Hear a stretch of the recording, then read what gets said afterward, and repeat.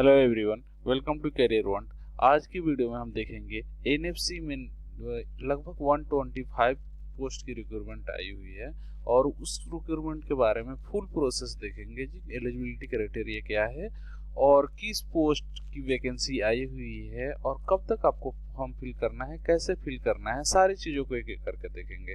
तो चलिए शुरू करते हैं। सबसे पहले आपको बता दें कि फॉर्म का स्टार्ट डेट 11 मार्च 2023 से लेकर 10 अप्रैल 2023 तक फिल कर सकते हैं।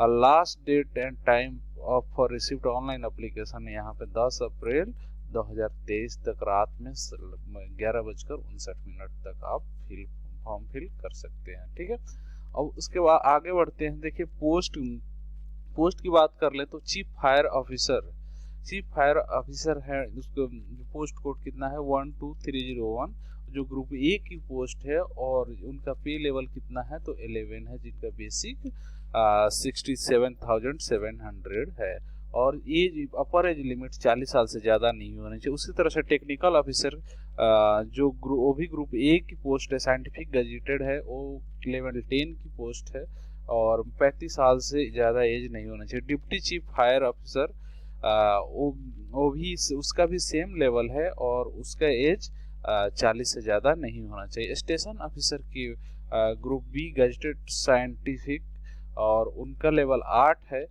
और फिर उनका भी लेवल थी एज अपर एज 40 से ज़्यादा नहीं होनी चाहिए। मतलब अगर आपकी 40 से ज़्यादा एज है तो आप इस पोस्ट के लिए एलिजिबल नहीं हैं। सब ऑफिसर भी ये भी group B non gazetted technical में आता है और इनका लेवल 6 है और इनमें भी 40 वर्ष से ज़्यादा अगर आपकी उम्र है तो इसमें फॉर्म फिल नहीं कर सकते हैं। अगर मिनिमम एज क्राइटेरिया की बात करें तो मिनिमम आपके 18 साल होने चाहिए किसी भी पोस्ट के लिए इनमें से। ठीक है, driver cum pump operator cum fireman group C की पोस्ट है, नॉन गजेटेड टेक्निकल है, जो लेवल 3 की पोस्ट है और इसमें आपकी 27 साल से ज़्यादा नहीं होनी चाहिए। ठीक है, उसके बाद से आपको वैकेंसी की बात कर लेते हैं। तो चीफ फायर ऑफिसर की वैकेंसी 1 है, वो भी यूआर की वैकेंसी है और टेक्निकल ऑफिसर की वैकेंसी 2 है, उसमें से दो यूआर की वैकेंसी और एक ईडब्ल्यूएस की वैकेंसी है। टोटल 3 वैकेंसी है और डिप्टी चीफ फायर ऑफिसर की 2 वैकेंसी यूआर की है और टोटल 2 ही वैकेंसी है। ठीक है, और स्टेशन ऑफिसर की 3 यूआर की है, 2 एससी की है और एक एसटी और एक ओबीसी की और टोटल 7 वैकेंसी है। और इसके अलावा सब ऑफिसर की वैकेंसी 15 यूआर की है, 2 एससी है, 3 एसटी है और 7 ओबीसी है, एक ईडब्ल्यूएस है। टोटल 28 सब ऑफिसर की वैकेंसी है और driver cum pump operator cum fireman की वैकेंसी 47 यूआर की है और 17 एससी की है, एक एसटी की है, ये 5 ओबीसी की है और 13 ईडब्ल्यूएस का। टोटल 83 वैकेंसी है driver cum pump operator cum fireman की वैकेंसी है। ठीक है, out of 83 post driver cum थी pump operator cum fireman post code 12306, 10 post are reserve for ex serviceman. इसमें देखिए, इसमें driver cum pump operator cum fireman में इसमें 10 पोस्ट एक सर्विसमैन के लिए रिजर्व किया गया है। ठीक है, क्वालिफिकेशन की बात कर लेते हैं। तो चीफ फायर ऑफिसर की क्वालिफिकेशन एचएससी होना चाहिए और equivalent minimum 50% marks, pass divisional officer course from national fire service college Nagpur से होना चाहिए। ठीक है, number of years relevant experience 12 साल का आपको एक्सपीरियंस होना चाहिए, 6 ईयर एज DCFO। ठीक है, उसके अलावा देखिए be in fire engineering with minimum 60% marks. अगर आपके पास ये है तो 8 साल का एक्सपीरियंस होना चाहिए, 6 साल एज ए DCFO होना चाहिए। उसी तरह से आप टेक्निकल ऑफिसर का देख सकते हैं यहाँ पे एजुकेशन क्वालिफिकेशन और एक्सपीरियंस आप यहाँ पे इसका स्क्रीनशॉट आप ले सकते हैं और साथ में आप देख सकते हैं यहाँ पे डिप्टी चीफ ऑफिसर। ठीक है, और उसके अलावा यहाँ पे आप देख सकते हैं स्टेशन ऑफिसर का और फिर उसके बाद आप यहाँ पे सब ऑफिसर का देख सकते हैं। ठीक है, और फिर उसके बाद से driver cum pump operator cum fireman की यहाँ पे आप देख सकते हैं। टोटल इसमें कोई भी एक्सपीरियंस की जरूरत नहीं है। ठीक है, अगर हम रिटन टेस्ट की बात करें तो 20 क्वेश्चन मैथ से पूछा जाएगा, 20 क्वेश्चन साइंस से पूछा जाएगा और जनरल अवेयरनेस से 10 क्वेश्चन आपको पूछा जाएगा। और आपको ये प्रत्येक क्वेश्चन के लिए 3 मार्क्स होंगे और निगेटिव मार्किंग मतलब निगेटिव एक क्वेश्चन अगर गलत होगा तो उसके लिए 1 मार्क्स कटा जाएगा, यानी 1/3 निगेटिव मार्किंग आपकी है यहाँ पे, ठीक है। और क्वालिफाइंग स्कोरिंग लेस देन, अगर आप यूआर है तो मिनिमम 40% आपको स्कोर करना है, ठीक है।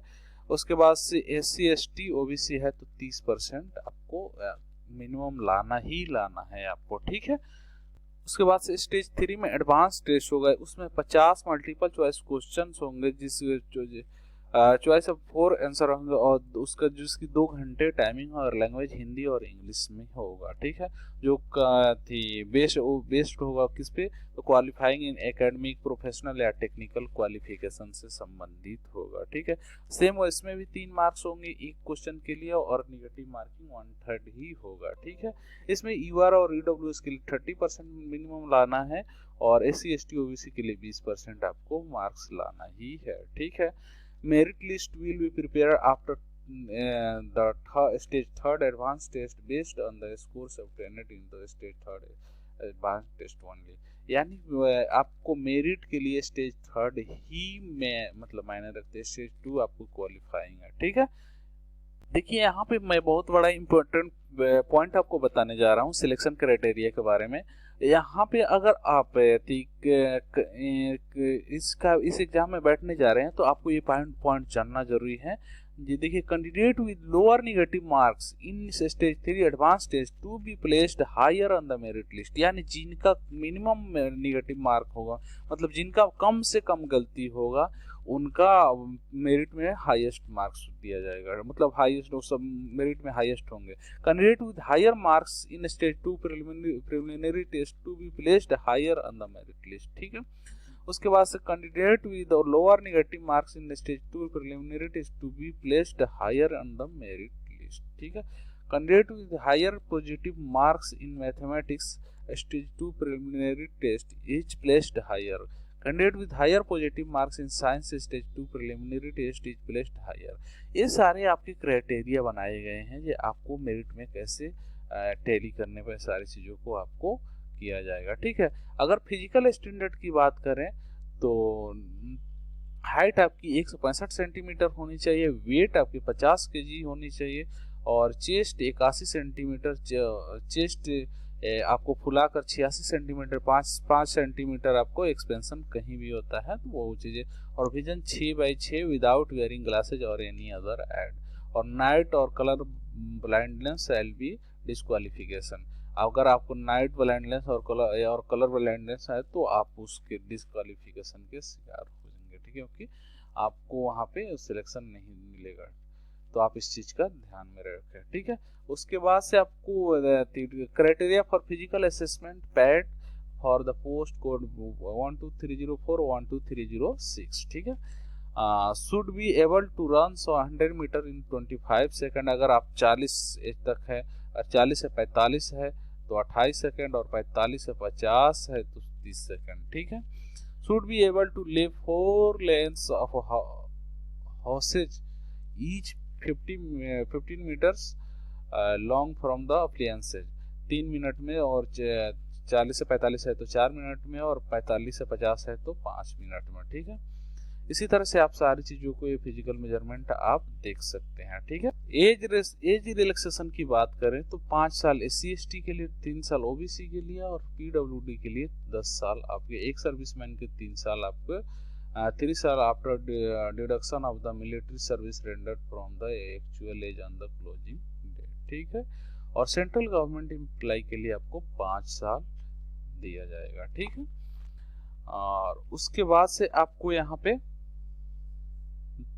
मैक्सिमम एज लिमिट 40 साल तक होनी होगी, और SC ST है तो सेंट्रल गवर्नमेंट की एम्प्लॉय है तो उनको 45 साल तक दिया जाएगा, और आपको विडो डिवोर्स्ड वोमेन और तो उनको कितना मिलेगा तो 35 ईयर्स तक मिलेगा।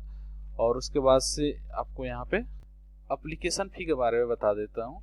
देखिए, चीफ फायर ऑफिसर की एप्लीकेशन फी 500 है, टेक्निकल ऑफिसर की वैकेंसी थी एप्लीकेशन फी 500 है, और डिप्टी चीफ ऑफिसर की वैकेंसी 500 है।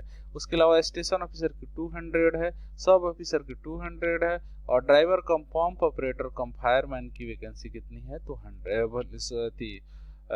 फी कितनी है तो 100 रुपये है। ठीक है, तो ये आप और पे आपको इसको ऑनलाइन कर सकते हैं किसी भी मेथड से। तो उम्मीद करता हूँ सारी चीज़ें आपको समझ में आ गई होगी। फिर भी आपको कोई डाउट है तो आप हमारे टेलीग्राम चैनल पे हमसे पूछ सकते हैं। उस टेलीग्राम में आप हमसे जुड़ सकते हैं, CAREERWANT टेलीग्राम चैनल। टेलीग्राम में जाकर आप कैरियर वांट सर्च मारें, या फिर आपके हम वीडियो के डिस्क्रिप्शन में हमने लिंक दे रखा है, वहाँ से आप हमारे टेलीग्राम चैनल को जुड़ सकते हैं। वहाँ से हम कभी भी हमसे कोई भी प्रश्न पूछ सकते हैं डायरेक्टली, और आपको हम बता दें कि हम जल्द ही आपको एक अपना नंबर जारी करेंगे जहां से आप हमें डायरेक्ट कॉल करके बात कर सकते हैं तुरंत।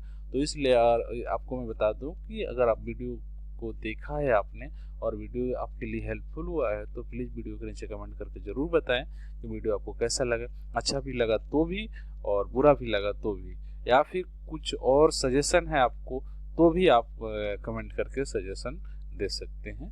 So thank you, all the best.